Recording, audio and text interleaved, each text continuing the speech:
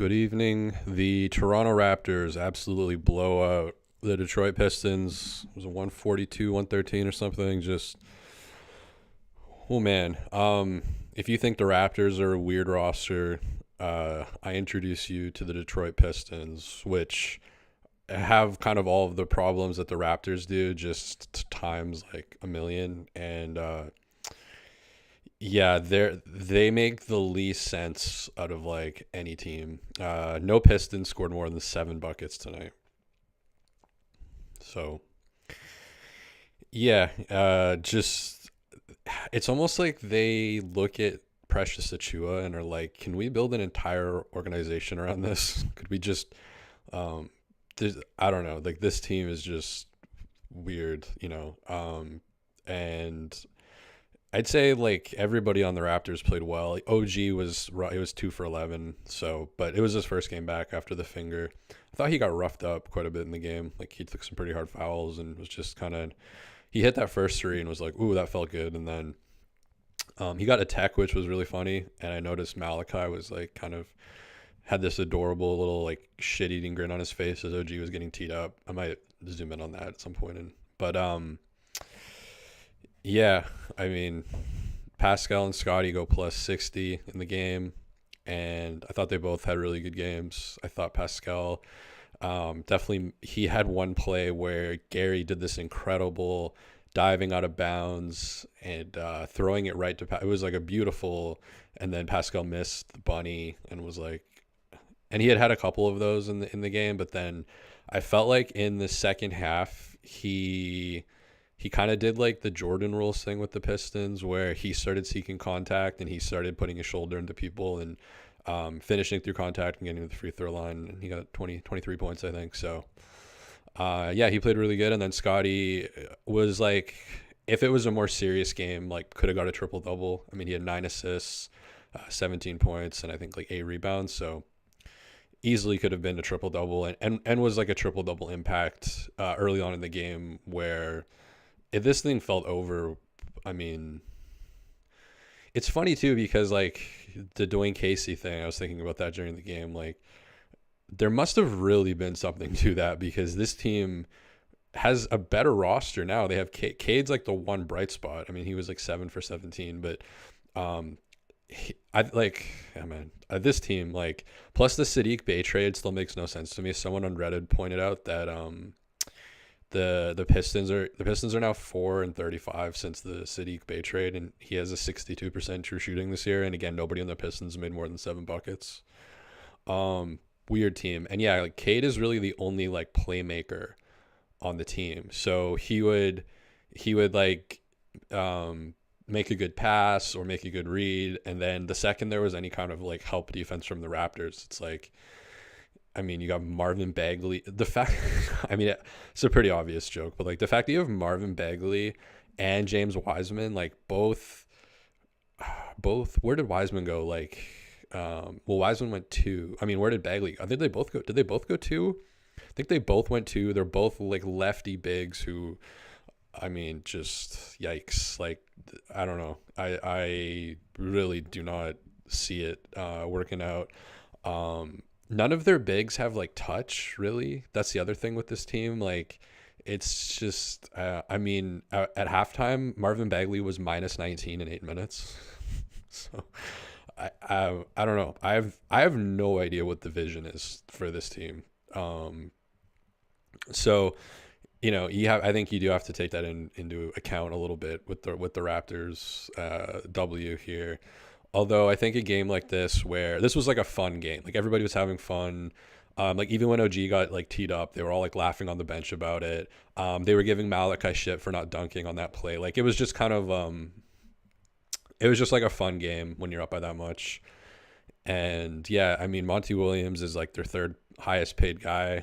I think they should just bring Dwayne in to coach the Raptors, because at least with Dwayne with the Raptors, had like four or five scheduled W's a season, and I think that would be worth quite a bit with this team. So yeah, all of the whatever the Raptors did tonight, I think you kind of have to put it into context that the Pistons just make no sense. And as I was watching this game, I was like, I understand why Killian Hayes is like starting over Jaden Ivey, and why. I mean, they had Kevin. Oh my God, they have Kevin Knox. I mean, this is like a it's like a thrift store roster. This is like, well, Christmas is coming up. I'm at the Christmas market here, somewhere in Toronto, and this team really is like the island of misfit toys, because like you've also got Kevin Knox starting, and I think he was like minus 14 in like 3 minutes or something at one point as well. But yeah, just like such an odd team. And then, not that Sadiq Bey is like LeBron James or anything, but to just trade him away, I don't really know what they're doing. But you see why, like Killian Hayes, who, any semblance of anything point guardish or creative is going to go a long way on this team. But then they also don't really have shooters. What happened to Bogdanovich? Was he hurt? Is he still even on this team? That was another thing. Like, is someone tell me in the chat? Let's see what the chat's saying. Can someone tell me if, what the situation is with Bogdanovich? Because isn't he would be like miles and away, like their best shooter, miles and away. Vegan Grass says Malachi, adorable moment number 2. Great game today. And yeah, okay, franchise record in assists. I think they had like 42 or 41 assists, which the Pistons had 25. Yikes. 44 assists, franchise record for the Raptors. Led 9 by Scottie, 7 by Dennis, 6 by Siakam, and 5 by Precious. And we'll get into kind of each individual player in a sec. But just want to talk about the assist thing. Yeah, they were like moving the ball almost at a detriment at sometimes. Like there were a couple advantages, and Jack pointed one of them out where Gary got the advantage and he was going downhill, and like he had a clear shot at the rim, but he like kicked it out, and then they kicked it out, and then they kicked it out again, and then they didn't get a shot off. They were almost like, they were so into like moving the ball mode that even they were, sabotaging some of their own advantages. But I mean, all in all, yeah, incredible assist game. And Detroit, in theory, you would think Detroit would be a good defense, but I mean, I guess they're missing Jalen Duren, which is like a big deal. But I didn't think that Detroit's defense was like great. I'm definitely not, if I'm an NBA player, not really afraid of like Bagley and Wiseman. I mean, I guess, yeah, at least they have. What happened to Bogdanovich? Somebody tell me what happened to Bogdanovich. Angelo says Detroit should make teams risk injury like this. Do you mean like the hard fouls?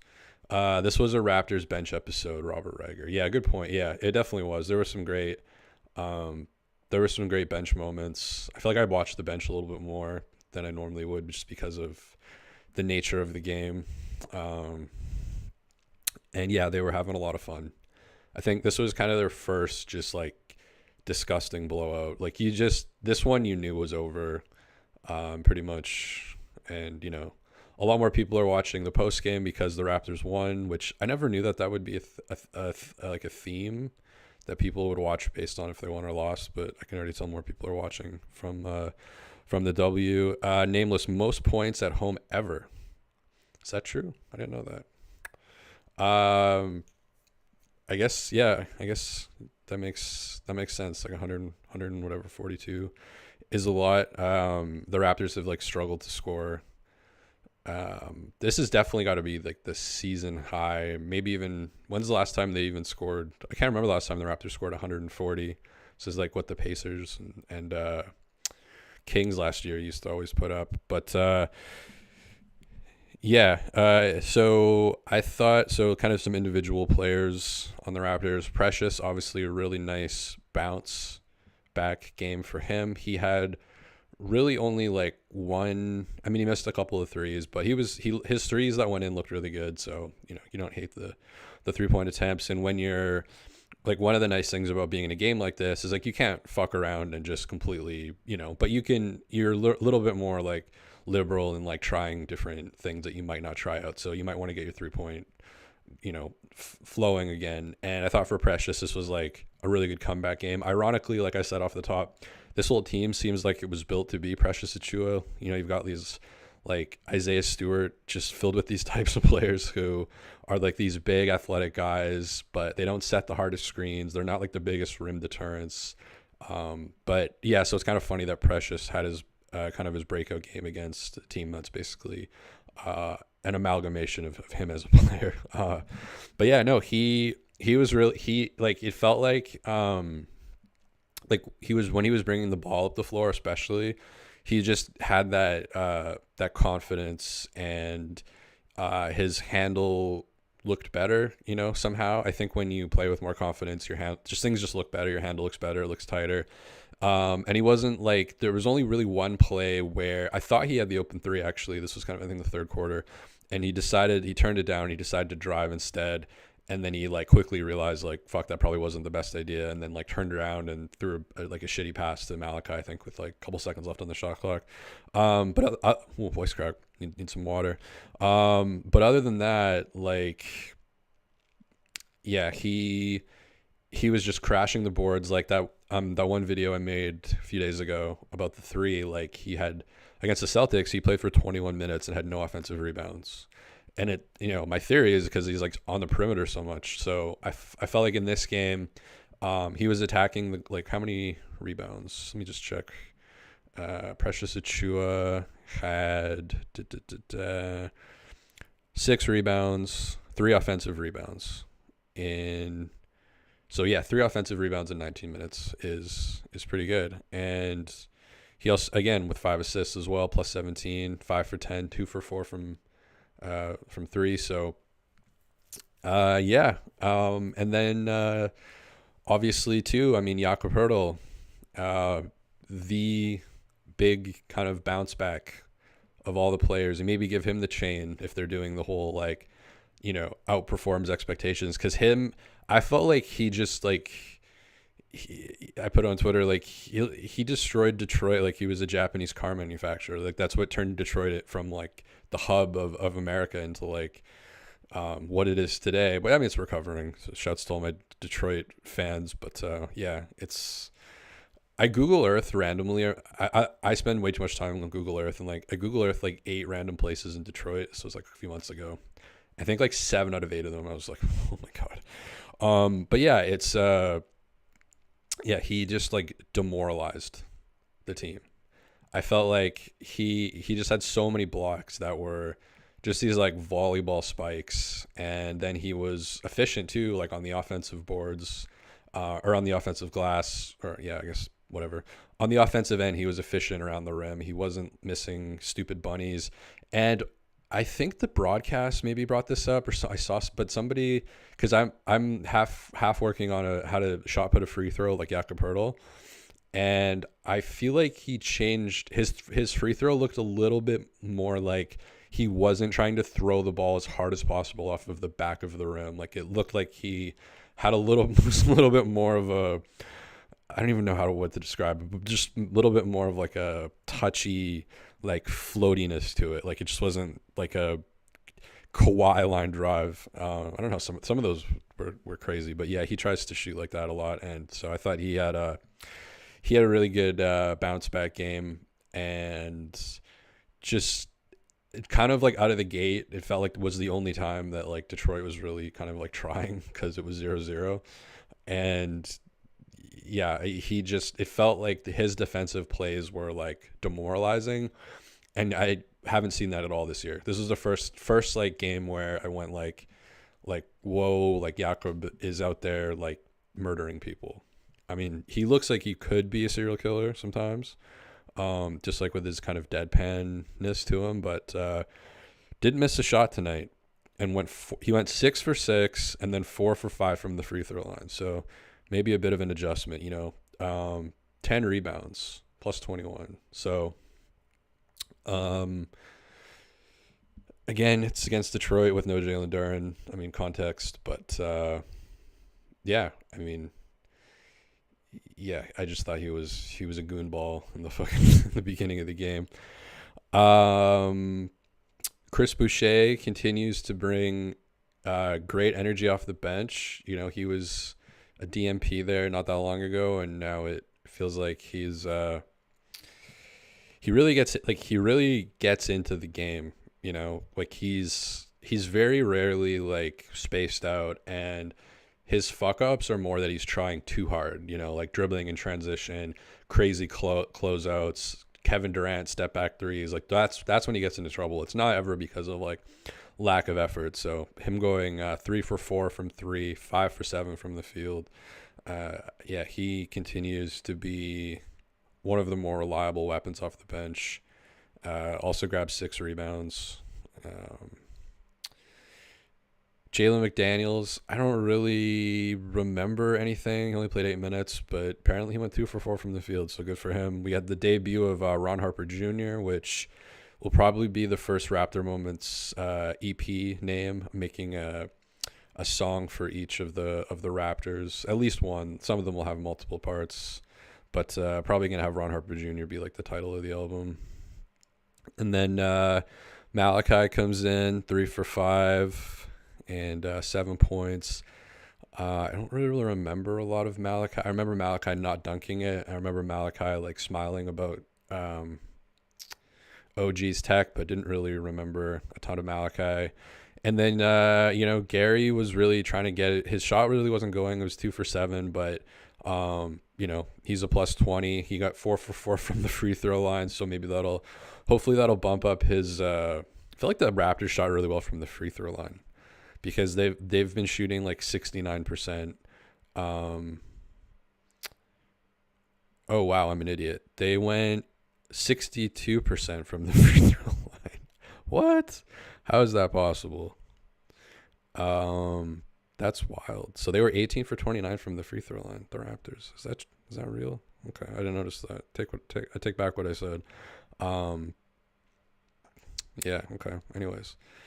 But and then Dennis, I thought that, I don't know if so much like a bounce back game, but yeah, he I guess you call it a bounce back game. He's been in a bit of a funk. I mean, pretty much everybody except OG had a bounce back game, but he's coming back from injury. So yeah, he just plays with a lot of pace, brings a lot of energy. Him and Jakob had some really nice chemistry. I was watching some Jakob. I watched like every Jakob hurdle possession last night. That's what I did when I got really stoned, and I realized that Jakob and Scottie have like really good chemistry, and then Jakob and Dennis like sometimes do, sometimes don't. I was surprised just watching all the clips, like how many more kind of Scottie ones there were than Dennis.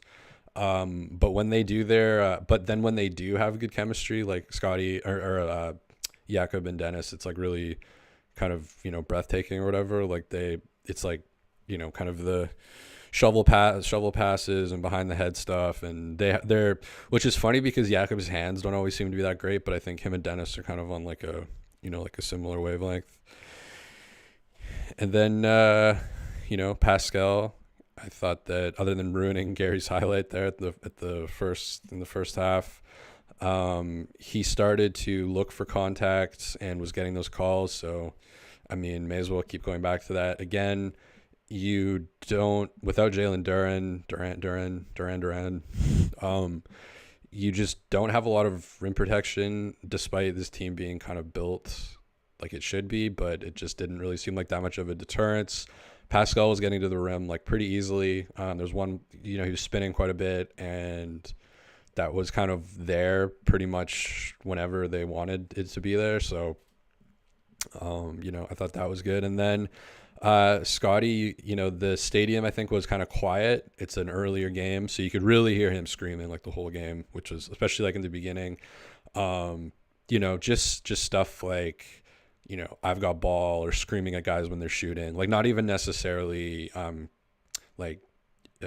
important communication among team, just like like things that you do when you're just like in a really competitive. And I'm sure that he always does that. I mean, he does always do that, but today, because the stadium was kind of quieter, you could really, really hear it. And I was like, well, those are some juicy clips. But yeah, he led the team in assists. So yeah, I just what was I gonna say? Oh yeah, a really good game. A really good game from Scottie. But what's the chat saying? There's a guy who shoots 85% of free throws using the bank in the Euro League. Pale Fox. I think I remember seeing that in like Korea. It's become a thing. Where like one guy did it and he went up to like 80% or something, and then it became a bit of a trend. But yeah, that to me makes more sense than, remember like when Plumlee switched hands. That made absolutely no sense to me. Um, Need more free throw training from Nick. Okay, what's the chat saying? Chris Willis. The context says they're the greatest and will not lose another game. Bogdanovic is on Atlanta. No, the other one. There's two Bogdanoviches. There's no way they're both on. Are they both on Atlanta? Are you telling me? Are you telling me, Angelo, that Bogdan and Bojan Bogdanovic are both on Atlanta? I feel bad for the Bally Sports. Hello, this is Jim Fuck from Bally Sports Atlanta. Today we're going to be watching Bojan Bogdanovic pass to Bogdan Bogdanovic on Bally Sports. We're going bankrupt. We all talk like this on Bally Sports. My name is Jim Fuck. Tell me, Angelo. Tell me, Angelo. I need you, Angelo. Need you. Sorry, Angelo. Cloxified says Bogdanovic is out with injury, so I'm assuming he is still in Detroit. Damn, that's embarrassing for Angelo. Nameless, 140 points with 8 or less turnovers. First time since 91. Boom, that's the year I was born. That's a long time ago. Since 91. So that's like before the Raptors were around. So you mean that's like an NBA thing, you know? Is that what you're saying? I'm still psyched that Angelo thought that he was the two guys were on Atlanta. Vegan Grass, when Scottie has a good game, more people tune into the Raptors post game. He's had good games and losses. It's honestly wins and losses. Like, it's more people. Scottie's had good games and losses, but like a bunch of the games, like he's pretty much had a good game. What have they played? 14 games so far. I think he's had like 11 good games, maybe 12. And a lot of those were in losses, and yeah, more people watch during the wins. I believe it's called Special K. I don't know what that means. Sean, it looks like Monty is on horse tranquilizers. I think Monty's just really chill. He's looking for who his daughter's going to marry. He's teaching the players about God. I've heard a lot of people on Reddit call him like Mark Jackson Light, just because he's like into a lot of the same type of shit and kind of believes a lot of the same type of shit, but he's not getting kicked out of stadiums. But yeah, he goes from coaching the Phoenix Suns, which at a couple of points have looked like they could, do it all. And you go from that to, I don't even, like, what is this team? Like Jack was talking about, we need a limit on the lottery. And he talked like, you shouldn't be able to. And he said 3 years. I'm like, let's do like 5 years. And it feels like the Pistons have been in the lottery since like, what the fuck's his name? The other Darko, Milicic. It's like, yeah, how many fucking times are you guys gonna? And they're like kind of they're basically like the kings of the East, which I guess is good that they have Bagley. It's kind of symbolic. But yeah, I mean, they've just done so many stupid things. Like they traded Chris Middleton away for like a 2nd round pick. Traded City. What did they even trade Sadiq Bey for? Like, we're gonna trade like our one good shooter who's under the age of 39. Shouts to Bogdan or Boyan. I get them mixed up myself. Classified. Precious looked good today. So did Boucher. Yeah, remember when they were? I did a Photoshop of there's a picture of Embiid staring at a girl's chest on the sideline, and I remember photoshopping like Precious's and Chris's face there, and I just remember them creating hell and havoc for a lot of people, especially like Embiid. So their defensive chemistry is potentially really cool. So yeah, I mean, hopefully they can remember the whole like Smacks Milk thing name or whatever. No, it's literally a record 142 at home. We witness history, gents. On Grey Cup Sunday, which I don't give a fuck about because it's I don't understand that sport, to be honest. I think being a safety is it? I think being a safety would be fun. Like that's such like an asshole position. Like you just roam around cherry picking, trying to get an interception. That would be fun. But other than that, maybe kicker would be fun, but I don't know. I don't give a fuck about the Grey Cup. Do they have safeties in Canada? What was the total assists? It was 44. Hermes Curry, bro. Needed more free throw training from Nick. There's a guy that shoots 80. Okay, we already read that. I saw Poeltl, that nasty block in the first half. He had, how many blocks did Jakob have? I felt like even if it's not that high, the ones that he had 3 blocks, but I feel like they were all just like energy shifting, like get the fuck away from the rim type of things. And also, what do you guys, Jaden Ivey? I think he lost a bit of his aura with the hair reduction. I thought that looked cool. Thought that was like him and Isaiah Livers. They both kind of had that going for them. And you got Killian Hayes with the best eyebrows in the NBA. Just no aura on this team whatsoever. The only thing really is I put this on Twitter that like so many Gen Z people these days like think they're dressing like the 2000s, like people that weren't around for the 2000s. They think they're dressing like the 2000s. Cade actually dresses like the 2000s. So props to him for that. And he's like a vegan who wears like oversized wolf sweaters. So eats peanut butter sandwiches. So yeah, if he was on the Raptors, I'd be like, insufferable arguing with people about how cool he is. But luckily he's not, so I don't have to do that type of shit. OG's bag expanded. Do you mean his bag of tricks on the court or like his financial bag?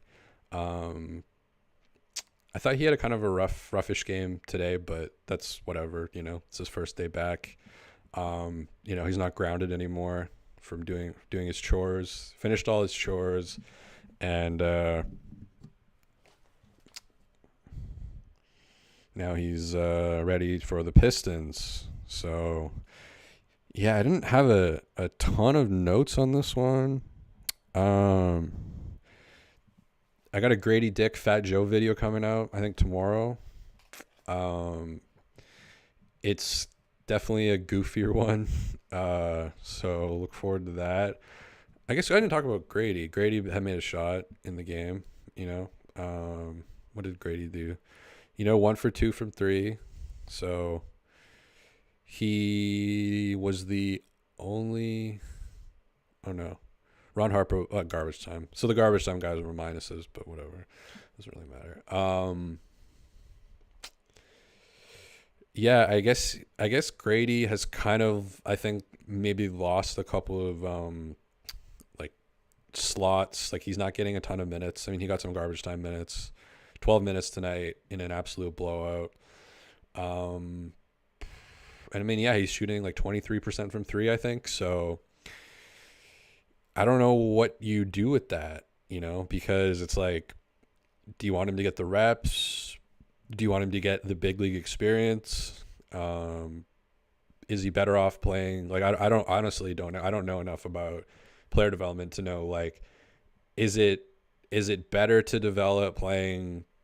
I'm sure it's different for everybody too. Like 12 minutes in an NBA game against NBA players in an NBA atmosphere, or is it better to play 37 minutes in like a quarter-filled stadium against G League players? Like I don't know what the answer is, but I guess that'll be probably, maybe not probably, but like maybe a decision. That's if they want to get his reps up. I'm not really sure. But in a blowout like this, I guess I'm a little surprised he only got 12 minutes. But again, it's like in those 12 minutes, especially with who else is out there, I think he probably has pretty like decent, I'm just guessing, permission to let it fly. McDaniels in theory is a good 3-point shooter, but Has he made a three yet for the Raptors this season? 2 for 4 from the field, 0 for 1 from 3. Has Jalen McDaniels made a 3 this season? I can't remember off the top of my head. Angela says, I don't understand Grady. What about him? Vegan grass, Kincaid of my children. Username checks out. Yeah, Cade has like 7 kids, I think. He's like 19. No, I'm just kidding. But he had kids really young. I think kids plural. But yeah, he's got the vegan thing. He's got the wolf sweaters. He's got the actual 2000s clothing. Good playmaking. Hermes Curry, 905 will give Grady the minutes he needs and the reps he needs, but throwing him in the NBA games is good too. He needs to shoot. He needs to get the shot falling. Yeah, I don't know. Again, I don't know. I wish that's actually like a good question to ask. Like what is more useful? Because obviously playing against NBA competition in an NBA setting, minute for minute, those are more valuable than G League minutes. But it's like, where's that law of kind of diminishing returns where, because obviously if he goes to the 905, like he's going to be starting, that'll be different. Those minutes will be different. He'll be getting plays drawn up for him. He'll be, getting his shot more and all that stuff. But then it's kind of like a double-edged sword, I think, because when you come back to the NBA, like it's going to be like whiplash. Like you're not going to be getting those plays drawn up for you. You're not going to be starting. It's going to be a totally different game. Whereas if he stays on the Raptors and plays through it, that's kind of the role he'll probably be for the rest of the season or maybe next season. So I don't know, but if I interviewed like a 905 coach, I'd ask them that or whatever. And I'm sure every situation's different. Some players, I think they like, it's the pressure that gets to them. So again, double it. It can go both ways. Like if the pressure gets to you, is it better to go somewhere where there's less pressure or to keep, adapting or trying to adapt to the pressure? I wonder what goes into that. Like if it's an open discussion with the player, if they have say in it, if they're like, yeah, I'm sure they never would want to, I don't know, maybe they do. I think rarely they would like actively want to go down, but I wonder like how much of that is a dialogue between the team and the player of like, okay, instead of getting 12 minutes against the Pistons up 40, you're going to get 37 minutes against Jeff Doughton, so is there any Jeff Doughton updates? Maybe somebody in the chat can tell me, is he on the bench for the Sixers at all? Like, what's his status? Is he playing active? I guess I could look that up. Is he playing actively with the Dover, what are they, the Dover 56ers or something? Also, one thing I've also been wondering, and I tried to Google this, I didn't get a good answer, and this is like, this just hit me like the other day, and I can't stop thinking about it. For the in-season tournament, how are the games left undecided, like the matchups undecided? Like, how do they work that into the regular season? And then aren't you playing against teams that are better if you are playing against them in the in-season tournament? So you're playing against better teams than you would normally. That's the one part I just hit me that I don't understand. Can somebody explain that to me, please? Like, isn't the schedule always predetermined before the season starts? How are they determining who plays each other in Vegas and stuff? And then it's like, oh, cool, we get to play the Nuggets instead of we would have normally played the Hornets. So that part I don't understand. But I realize I'm dumb, and there's probably a really easy explanation. G League. Robert Reiger, they should send him to the 905. Maybe someone needs to take him to Niagara Falls for inspiration. Hey, does the GO train go to Niagara Falls? I'm trying to learn the Toronto area, whatever. Can you take the train from like can I get a Balzac's coffee in Union Station and then just like sit on a train and be in Niagara Falls? Can I do that? Could somebody tell me that?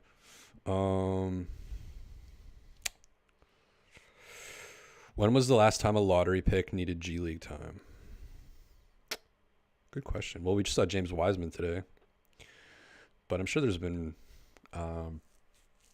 more recent examples, but that's a good question. It's tough calling 13 a lottery pick, but for me, when I think, like, I almost didn't really know what you meant. For me, lottery's top 10. I know it's 14, top 14, but I don't know. I don't think, my brain doesn't register 13 as in the lottery. That's like almost like halfway through the draft. But it does go to Niagara, says Nameless. That's cool. So you could just get really, you could just like get really baked or do a bunch of edibles. Is there a good view from the train? Like, that'd be a cool thing to do once in a while. Just take the train out to Niagara Falls. Can you swim in Niagara Falls? Like, is there any cliff diving opportunities? Do people in Ontario cliff dive? Do people in Ontario know what cliff diving is? Answer me in the chat. Not sure, Angelo. Not sure if OG goes to Niagara. The bus does go there for sure. I don't want the bus. See, this is what I meant. I don't want the fucking bus. This is my whole thing. I don't care if the bus goes there. I want to get on one train, be just zonked out of my mind, and not have to like get off the train and get onto a bus. Like, I want to know if the actual train. I don't want some fucking connector bus bullshit. Give me the fucking train. I've been on the boat that goes through the falls. There's no cliff diving near the falls. Damn, we cliff dive everywhere here. It's always the drunk people that like die though. It's important to be they don't jump far enough or they slip. People are always afraid about like hitting the rocks, but it's usually more hitting your head behind you. That's more of so you got to jump out further than you normally might. So that's any cliff divers out there. The train goes to Niagara Falls. The city. Niagara Falls is a city? The fuck? Then you have to transfer to get to the falls. Damn it. I thought the train, that would be fucking sweet. They should like redesign that. What is it? Doug Ford? Which one died? One of them died. I also didn't know that Doug and Rob Ford were different people until like 8 months ago. And I just was like, it like broke my brain. Like I thought that guy had been dead for like 20 years or 5 years. But I didn't know that Niagara Falls is they should you know how the train at the new Yankee Stadium, how the subway train like goes through the back of the stadium and you can see it? The train should go like under the falls. And then you come out on the other side and then remember that you get like the apron. I just remember from The Office. By the way, British Office is better, but I just remember from the American Office, they go to Niagara, I think. So does Bruce Almighty, which is probably Jim Carrey's worst movie ever. Let me know in the chat what Jim Carrey's worst movie ever is. Is he from Jim Carrey's from Niagara Falls, I think, or somewhere near there, right? Or is he from Toronto, Jim Carrey? Angelo, go trains to Niagara Falls 7 days a week. Right, but not to the falls. It's to the city. I want the falls. That's like saying the train goes to... I don't know what an analogy is, but I want to be at the water. Like if I see a body of water, I'm going to like jump in and try to swim in it, even if it has like a 50% chance I'll die. The whirlpool jet boat tours was really fun, but you get drenched. Yeah, but okay, can you freelance or can you freestyle the fucking Niagara Falls, or do you have to go the tour? Every time I've been with a tour, like I was in Vietnam. I guess we're done talking about basketball. This fucking game was a joke. The Pistons are a joke. They're just nothing without Dwayne Casey when we're talking about the Raptors. But yeah, I was on that's not that good of a story being on a tour. But in Cambodia, instead of going on a tour bus, I just got my own driver. It was really, really affordable. Tipped him really well, but he just drove me around and did my own thing. Can you do that at Niagara Falls? Can you just like hire someone? Could I get to Niagara Falls City and then hire like a private boat, like a kayak person for like $5 who will take me into the falls where I can swim? Or is this am I completely missing the boat here? I'm a fun guy says, what did you think Niagara Falls was? I thought it was a waterfall, and I've swam in many waterfalls in my life, many continents. I thought it would be just like everything else in life. Jim Carrey's from Scarborough. That's on the east side of the city. I know that. A lot of Greek restaurants, I hear. Walk Behind the Falls is better. Go Through the Tunnel. Oh, there's tunnels. That's cool. The Mask was Jim Carrey's worst movie, Nameless. The Mask was bad. The Mask was really bad. I remember being a kid and, you know, Dumb and Dumber, Ace Ventura, Liar Liar, like, you know, as a 13-year-old, you're like, wow, this was the greatest thing of all time.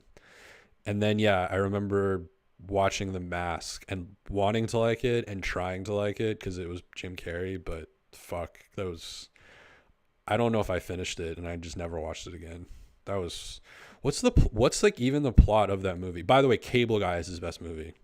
Cable Guy like has aged, and there's a great basketball scene in Cable Guy with a filter song in the background. Great movie. One of the Cuckoo's Nest with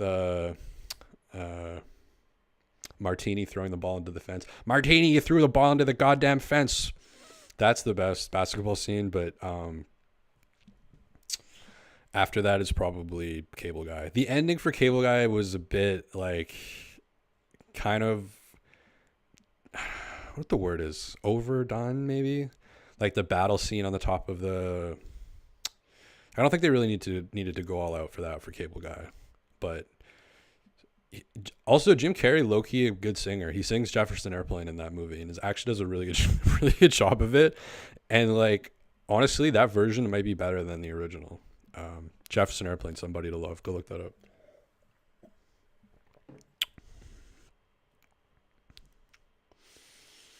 There's no kayaking, you would die.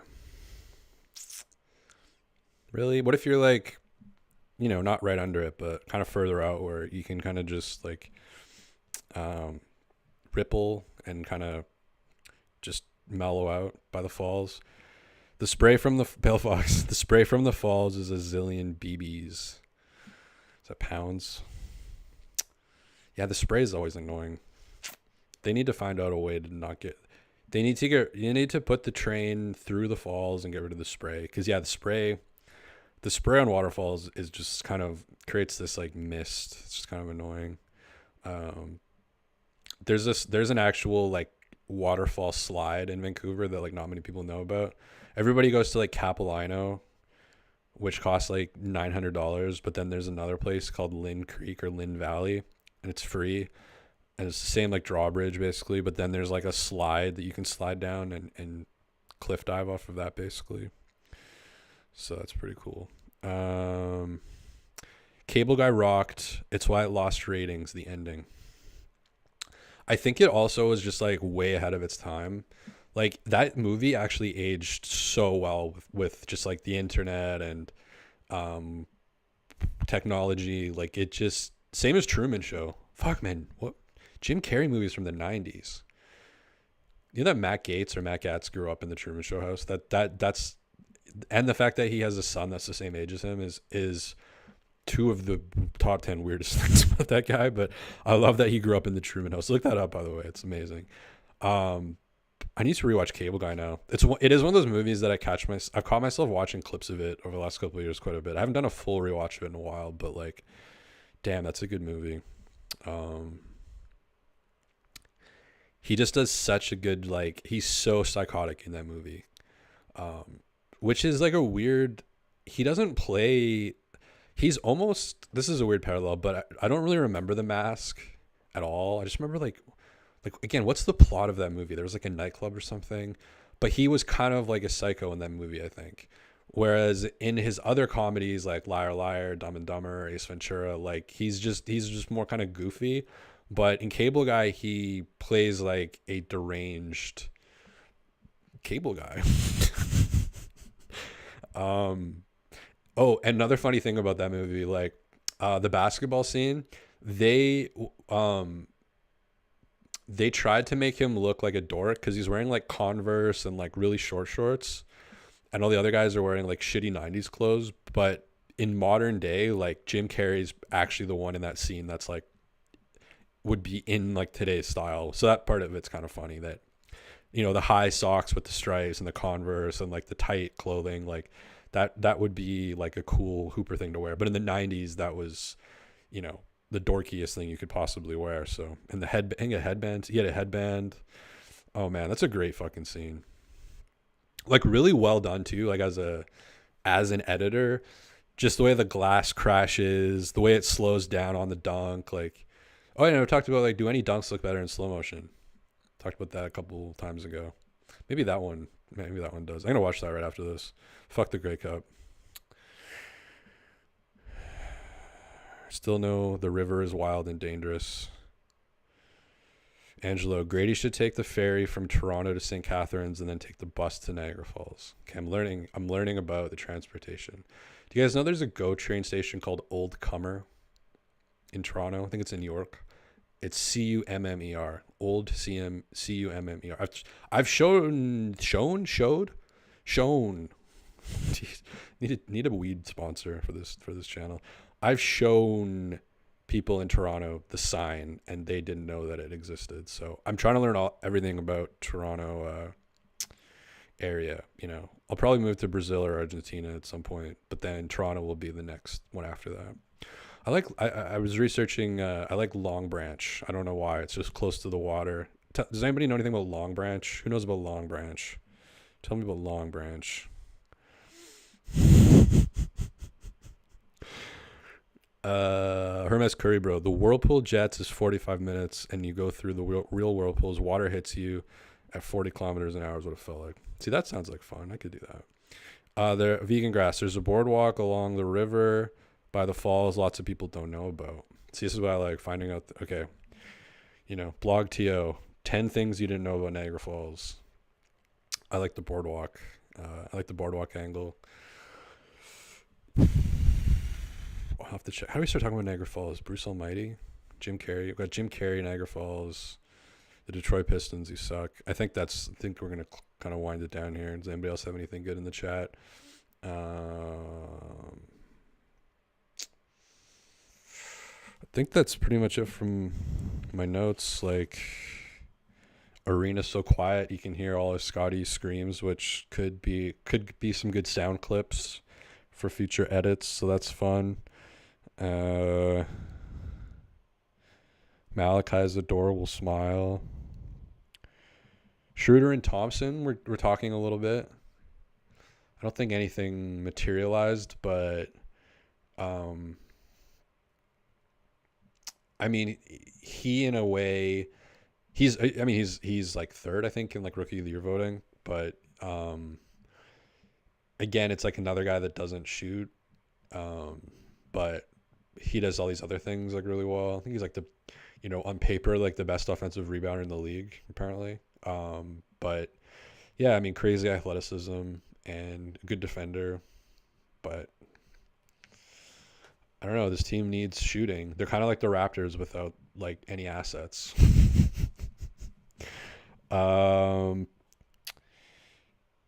Yeah, Cade really the only like good playmaker.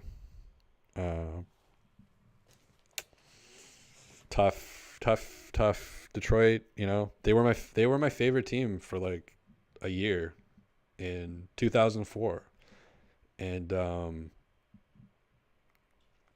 Bad Boy Pistons are cool, but I think that's pretty much. Did you talk about the GOAT, Scottie B? Yes, I did. Led the team in assists with 9, 7, and yeah, whatever. I talked about it already.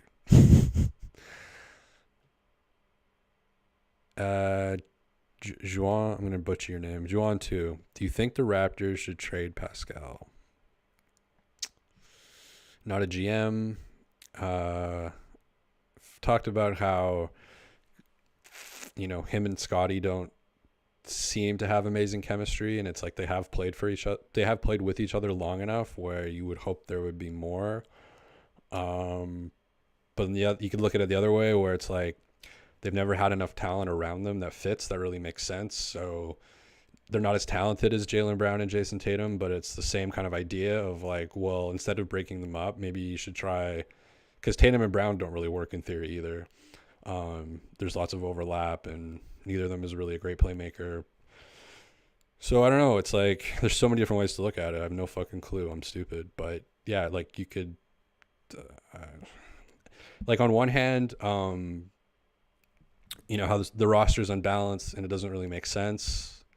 I mean, you're one Pascal trade away from it all making sense if you get good guard play and maybe some depth. But then also, you don't really ever want to be the team that trades $1 for 4 quarters. So I don't know. I don't know. There's so many different ways to look at it. And it kind of depends like where the team wants to be or sees themselves. Is balancing the roster super important at this time? Like, are you gunning for anything, or is it better to accumulate assets, retain assets? Like, it's such an unknown. Like, I have no idea what the front office is thinking. Nobody does. It's kind of one of the only reasons the Raptors are ever talked about in American media is like, what the fuck are they doing? Why are they doing this? Why are they not doing this? Why are they not doing that?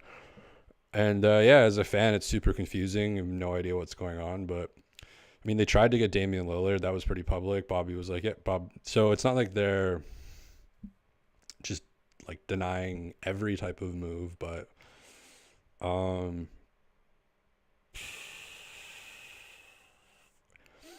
if it's a package like what Atlanta offered, I don't know, like, I personally wouldn't touch that. But yeah, I don't know, hack answer, but it kind of depends what the trade is. I guess that's kind of always the case. So that's a pretty shitty answer. Sorry. Should Detroit trade I'm losing it. Should Detroit trade Cade to the Raptors? Yes. Why does that pic of you with headband, no beard feel so iconic? I don't know. Brand, whatever. I think Pascal has a high potential to blossom with a change of team. I mean, yeah, I mean that's also true. Like, for him, it's not really like, he has such good chemistry with Gary, and a big reason why is because Gary's a good 3-point shooter, and the Raptors are 28th in 3-point shooting. So he would be on a team, like if he was on Indiana, it would be crazy. Like, it would be, because like the reason him and Gary have such good chemistry is because Pascal's such a mid-range and second box David Thorpe threat, and then Gary's a 3-point threat that they can play off each other. And if one's at the 3-point line, the other's at the mid-range, and if you can scramble the defense enough, it makes them have to make really hard decisions in split-second moments, and that's how they get open shots from off of each other. So, yeah, you put them on a team like Indiana, and hypothetically, I mean, it would be like that. In terms of a team fit, that probably would make the most sense. And then obviously they have a lot of guards as well. But who knows what the fuck Indiana's thinking? They might be like, hell yeah, let's just Vision 6-4, maybe they don't want to trade Nemhard and obviously they're not trading Halliburton, but like, they also hot take. If I was like a hot take person, if I was like a Kendrick Perkins, I would be like, would you rather have Tyrese Halliburton or Fox and Sabonis? Like, if you're thinking, big picture building a team, like, what would you rather have for the next 10 years or 7 years or whatever? Just throwing that out there. These are the things I think about sometimes, Those are my like nephew thoughts. Thinking big picture.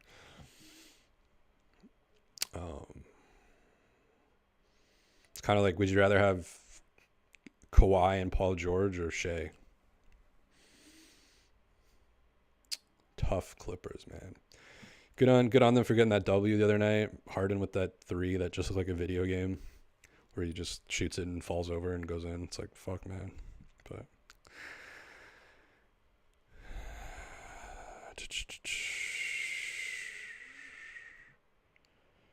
yeah, I think that's